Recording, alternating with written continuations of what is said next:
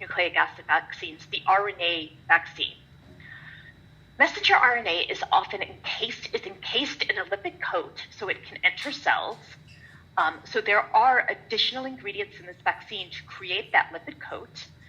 The RNA enters the cell cytoplasm, but not the nucleus. And it is there that it's transcribed into viral proteins that are then presented on antigen-presenting cells.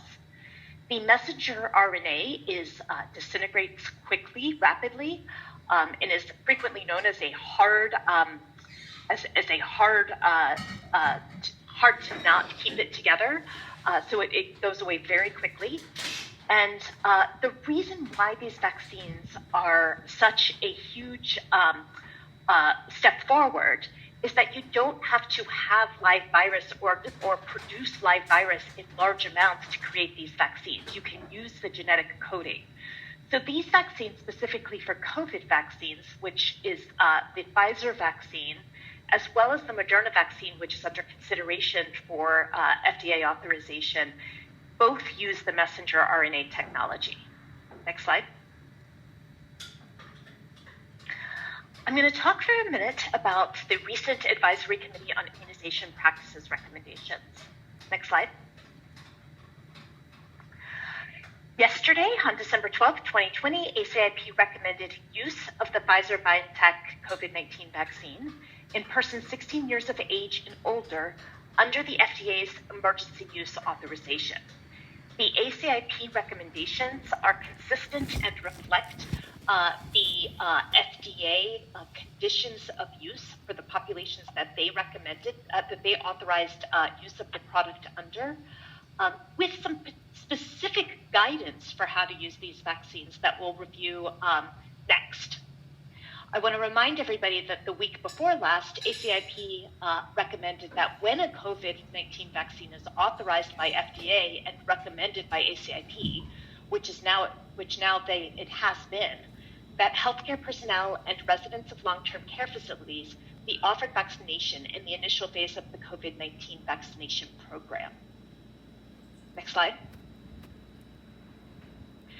So I'm going to turn the presentation over to Dr. Mabai, who is going to go through the clinical guidance that will be published this evening or tomorrow morning on the ACIP website and accessible on the CDC website to provide additional considerations for use of these vaccines.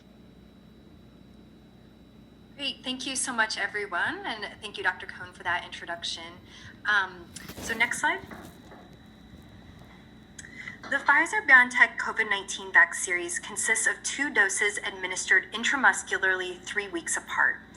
Administration of the second dose within a 4-day grace period, for example, between day 17 and 21, is considered valid. This is consistent with guidance for other vaccines. If more than 21 days have elapsed since the first dose, the second dose should be given at the earliest opportunity. However, the series does not need to be repeated, and both doses are necessary for protection. Efficacy of a single dose has not been systematically evaluated. Next slide. The Pfizer-BioNTech COVID-19 vaccine is not interchangeable with other COVID-19 vaccine products, and the safety and efficacy of a mixed product series has not been evaluated. Persons initiating vaccination with Pfizer-BioNTech COVID-19 vaccine should complete the series with this product. If 2 doses of different mRNA COVID-19 vaccine products are inadvertently administered, no additional doses of either product are recommended at this time. And these recommendations may be updated as further information becomes available or other vaccine types are authorized. Next slide.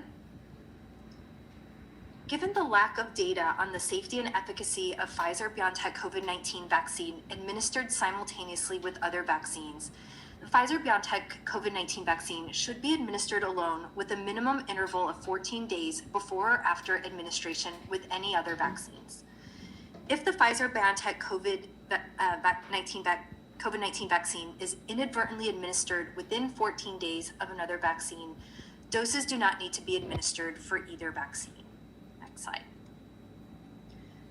So next I will review the considerations for vaccination of persons with prior SARS-CoV-2 infection or exposure. Next slide.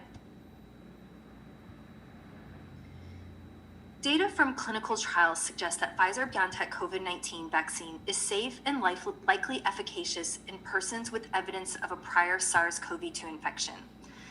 Vaccination should be offered to persons regardless of history of prior symptomatic or asymptomatic SARS-CoV-2 infection.